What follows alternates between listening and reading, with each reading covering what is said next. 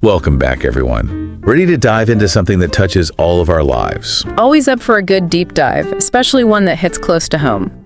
Today, it's all about money. Our relationship with it, the good, the bad, and, well, sometimes the downright scary. Oh yeah, money can definitely bring up some complicated emotions. Lots to unpack there. It sure can. And to kick things off, I wanted to share this story from Vicki Robin.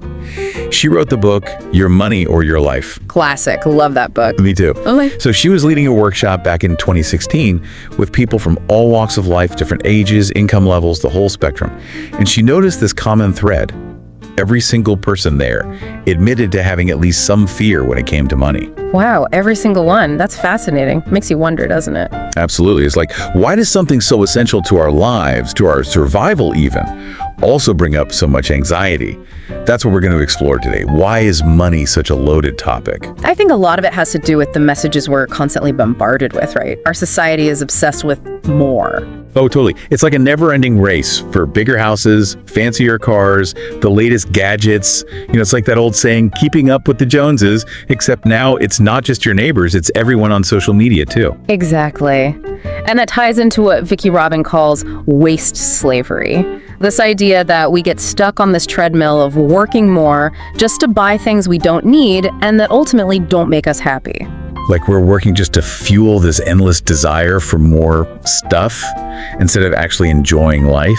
So how do we break free from that? Where do we even begin? Well, Robin makes a really important distinction in her book between financial freedom and financial independence. Okay, I'm curious. What's the difference? So financial freedom, it's more about a state of mind. It's about feeling in control of your finances, feeling empowered, not feeling like money is constantly stressing you out. Feeling in control, yeah, I get that. Right, it's like reclaiming your sovereignty over your money. Love that.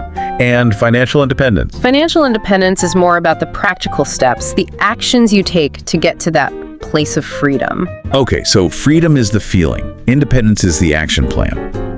I like that.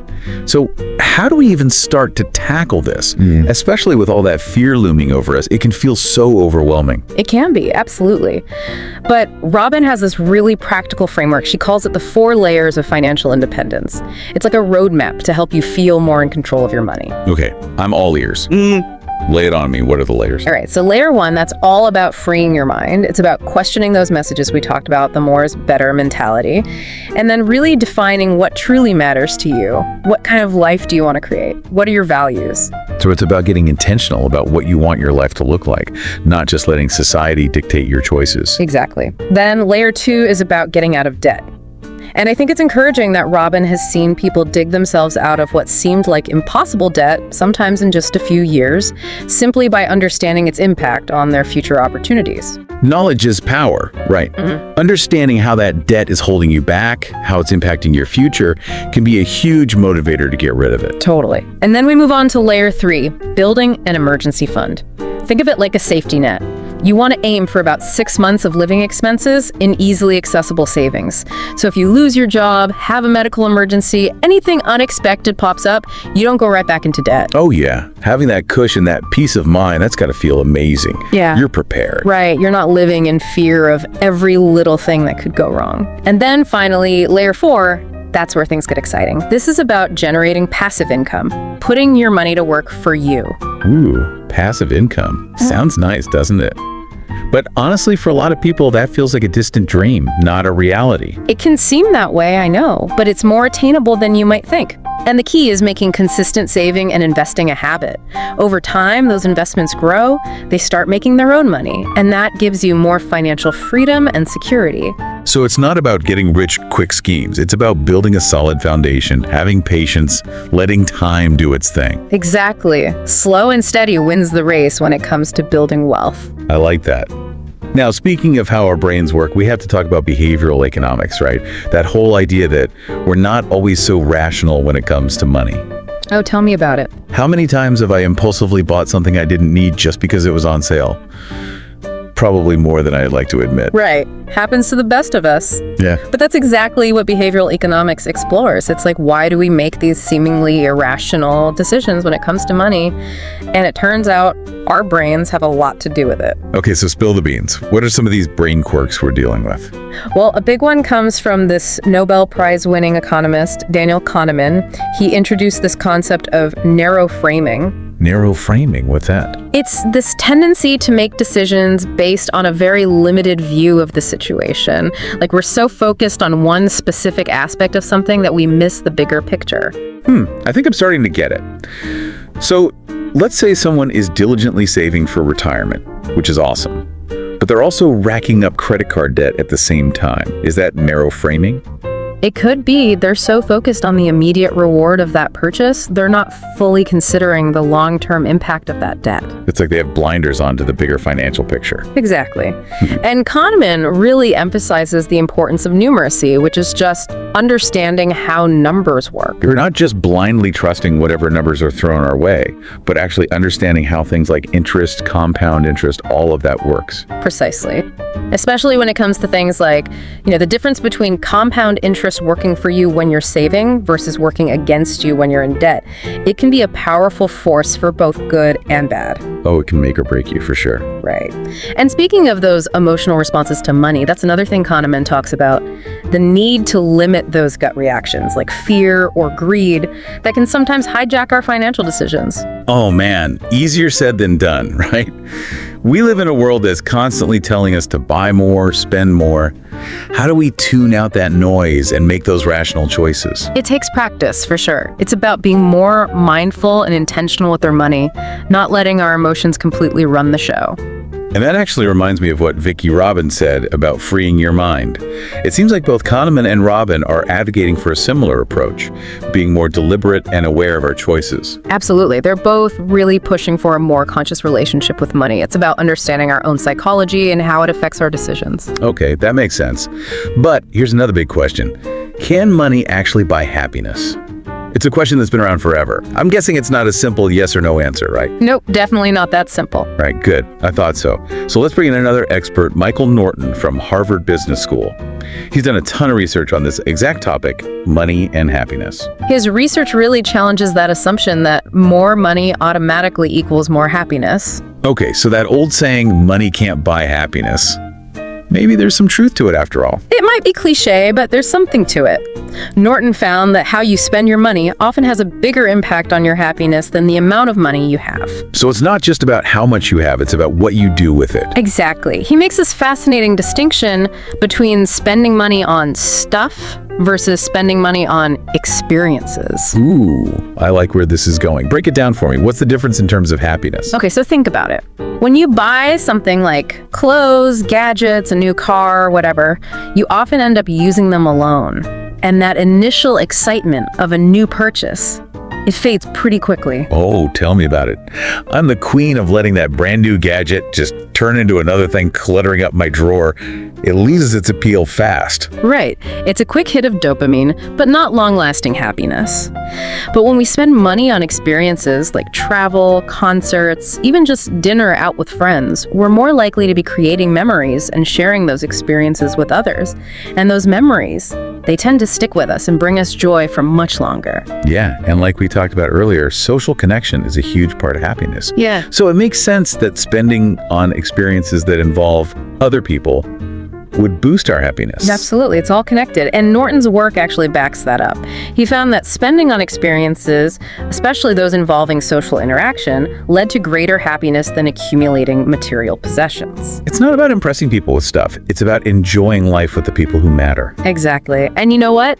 This ties back nicely to Vicki Robin's idea of conscious spending. Oh, how so? I'm curious. Well, Robin encourages people to track their expenses and really pay attention to where their money is going. And this often leads to a natural reduction in consumption just by becoming more aware. It's like once you see where your money is actually going, you can start asking yourself, is this purchase aligned with my values? Is this going to truly bring me joy? It's about breaking free from that mindless spending trap. and making choices that are more in line with what truly matters to you. Exactly. Making those choices on purpose, not just getting swept up in the consumerism frenzy. That's powerful, really taking control and creating a life that feels authentic to you. Exactly. Okay, this has been so insightful so far. We've covered those societal pressures we all face, those 4 layers of financial independence, how our brains can play tricks on us when it comes to money, and how spending on experiences can often bring us more happiness than buying more stuff. It's a lot to digest. It is. But what about our kids? How do we prepare them for all this? How do we raise kids who are financially savvy and make good choices? That's a great question. It's something I think a lot of parents struggle with. It's like, where do we even begin? Well, the author Bruce Feiler, he has a book called The Secrets of Happy Families, and he actually talked to Warren Buffett's financial advisors to get their advice on this very topic. Going straight to the source, what do they have to say? One of the most alarming statistics he found was that 80% of kids reach college without ever having a single conversation with their parents about money. 80%? Seriously? That's mind-blowing. I know, right? It's a huge missed opportunity. They're going out into the world with very little understanding of how finances work, how to manage debt, how to invest, all of it. Wow, that's setting them up for a rough start. It is. So Feiler really emphasizes the importance of having open, honest conversations about money with our kids, starting from a young age. Breaking the taboo. Making money a normal part of family conversations. Absolutely. And it doesn't have to be some big, scary lecture. You start with simple concepts like earning, saving, spending, and you tailor the conversation to your child's age. So make it age appropriate and build upon those foundations as they get older. Exactly. It's an ongoing conversation, not a one-time thing. And Feiler learned 2 more really valuable lessons from those conversations with Buffett's advisors. First, they recommend limiting the influence of money in your family life. What do you mean? Like, don't tie chores to allowance, for example. Chores are about contributing to the family, being part of the team, not about earning a paycheck. Instilling a sense of responsibility separate from money. I like that. Right. And then maybe the most important takeaway is this. Let them make mistakes. I know. It's every parent's instinct to want to shield their kids from making mistakes, especially with money. Yeah. But I get it. We learn best from our own experiences. Exactly. One of Buffett's advisors put it perfectly. He said, it's much better to make a mistake with a $6 allowance than a $60,000 a year salary or a $6 million inheritance. Oh, yeah. That really puts it in perspective. Let them learn while the stakes are lower. Exactly. Give them the space to experiment, make choices, even mess up sometimes. It's all part of the learning process. That's how they grow into financially responsible adults. Wow. What a wealth of information. It feels like we've only just scratched the surface of this whole world of our relationship with money, how it affects us, how we can make smarter choices, how we can raise our kids to be financially savvy. It's a big topic, for sure.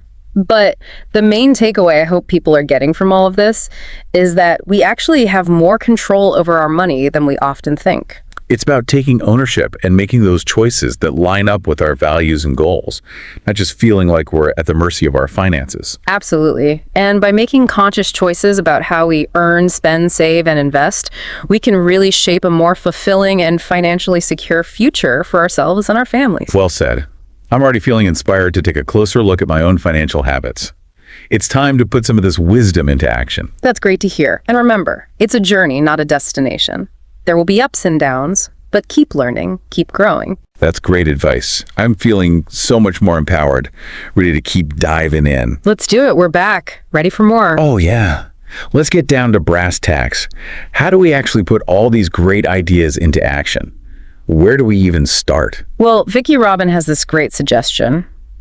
Track your expenses. Really see where your money is going. So kind of like a financial checkup. Exactly. It's about awareness. Once you see the flow of money in your life, then you can start making those conscious choices. That could be eye-opening for some people. Oh, it can be.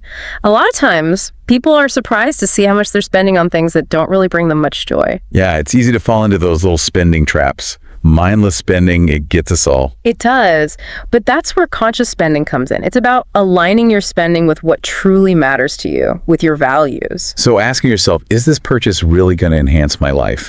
Is this something I truly value? Exactly. And it's not about deprivation, it's not about living some minimalist lifestyle. It's about being intentional, making sure your spending is supporting your well-being and your goals. That makes so much sense. So tracking expenses, great first step. What else can we do to build a healthier relationship with money? Robin also talks about this concept of enough. It's about finding that sweet spot where you have everything you want and need for a fulfilling life, but without all the excess. I love that. Shifting that focus from wanting more to appreciating what we have. Right. It's such a powerful mindset shift. It's about recognizing that true happiness, it doesn't come from accumulating stuff. It comes from experiences, connection, meaning. So not keeping up with some external standard or comparing ourselves to others. It's about what truly matters to us. Exactly. It's about defining your own enough, creating a lifestyle that supports that. That's really empowering. It is. It's about reclaiming that power, making those choices that feel right for you. So we've got tracking expenses and defining enough. What other practical steps are out there? Well, saving is a big one, right? But it can feel really daunting, especially if you're feeling financially strapped. Oh, yeah, it can feel impossible sometimes. One thing that can really help is automating your savings. Yes, the set it and forget it approach. Exactly. Make it a habit without having to think about it too much. You can set up automatic transfers, from your checking to your savings each month. Like paying yourself first. Precisely. And even small, consistent amounts, over time, they can really add up. And while we're talking about saving, we have to talk about compound interest. Yes. Einstein supposedly called it the eighth wonder of the world. Pretty high praise coming from a genius. But to be honest, it often feels more like a slow burn than an explosion. How do we make this wonder work harder for us? It's a great question, and you're right. It's not about instant gratification. It's a long game. It's essentially earning interest on top of your interest. So the longer your money is invested, the more that interest can compound. It can grow exponentially over time. So starting early is key, right? The earlier we start investing, the more we benefit from the magic of compound interest down the road. Exactly. It's one of the most effective ways to build long-term wealth. And this all ties back to Vicki Robin's 4 layers of financial independence, doesn't it? That fourth layer, generating passive income. Yes, and compound interest is a big part of making that happen. By investing your savings wisely, you can really give your money a chance to grow and potentially start generating income on its own. So it's not just winning the lottery or inheriting a fortune. Passive income is something we can actually work toward. Exactly. It takes time, patience, and consistent effort, but it's possible. Anyone can do it. Anyone who's willing to learn and take action. This is really inspiring. It's like we're drawing a whole new map for how to think about money, how to approach our finances. I think so too. And it's exciting, to see how these ideas can help people create a life that feels more fulfilling, more financially secure. I'm definitely feeling motivated to take a closer look at my own financial habits and really try some of these strategies. That's fantastic. And remember, it's a journey. There are going to be bumps along the way, but keep learning, keep growing. Don't give up. I won't. I'm ready to keep going. What else is there to explore? Let's take a quick break and come back for even more practical tips and insights. We're back, ready to wrap up our deep dive into this fascinating world of money. Absolutely. I feel like we've covered so much ground, from the psychology of money to practical strategies for saving and investing. It's been a whirlwind. It has. But it feels like that recurring theme has been intentionality, right? Making those choices that align with what we truly value, not just going with the flow or getting caught up in those societal pressures. Yeah, I think you're spot on. It's about reclaiming that sense of control, creating a life that feels more authentic and aligned with your own personal goals. Okay, so let's zoom in on spending. We talked about tracking expenses and defining enough, but what are some ways we can make more mindful spending choices in our daily lives? Any tips and tricks? Oh, yeah. One technique I really like is implementing a waiting period before making a purchase, especially a big one. So like if you're about to buy something, hit the pause button. Give yourself some time to really think it through before whipping out that credit card. Exactly. It really helps avoid those impulse purchases. Make sure you're spending your money on things you truly need and value. It's like giving yourself a chance to cool off and see if the desire is still there. Right. And sometimes you realize after that waiting period, you don't even want it anymore. Oh, that's happened to me so many times. It's amazing how something can seem like a must-have 1 minute and then totally lose its appeal the next. Another great strategy, shifting your focus to experiences rather than material possessions. We talked about this earlier, and I love that. It's like investing in things that truly enrich your life, those memories that will last way longer than that shiny new gadget. Exactly. Prioritize those experiences that nourish your soul, the ones that are going to bring you lasting joy. Yeah, so maybe instead of buying that gadget that will be outdated in 6 months, it's a weekend getaway with your best friends or tickets to a concert or even investing in a new hobby that really lights you up. Absolutely. It's about making those memories. And don't forget, experiences often involve other people too, which brings us back to that social connection piece. It's a win-win. Creating those memories and deepening relationships. What's not to love? And one last strategy I want to mention, the power of giving. I remember this from Michael Norton's research. Spending on others can actually boost our own happiness. It seems counterintuitive, I know, but it's true. It's like shifting that focus outward, recognizing that interconnectedness, that we're all in this together. Exactly. And giving doesn't have to be these huge sums of money. It can be buying a friend coffee, volunteering your time, donating to a cause you care about. It's about that intention behind it, that generosity of spirit. That's what matters. Wow, this deep dive has been such a game changer. I'm walking away with a whole new perspective on money. Me too. We really do have so much more power than we realize. We do. It's about breaking free from those external pressures, defining what truly matters to you, creating a life that feels authentic and aligned with your values. Making those conscious choices, owning our relationship with money. It's been such an empowering conversation. Yeah, absolutely. Thank you for joining us on this deep dive. We hope you've learned as much as we have. We'll see you next time. Keep exploring and keep living your best life.